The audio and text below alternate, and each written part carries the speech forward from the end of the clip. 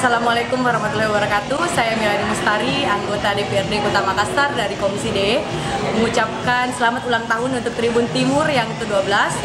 Semoga menjadi harian yang terdepan di Kota Makassar dan di Sulawesi Selatan, terutama di Indonesia Timur.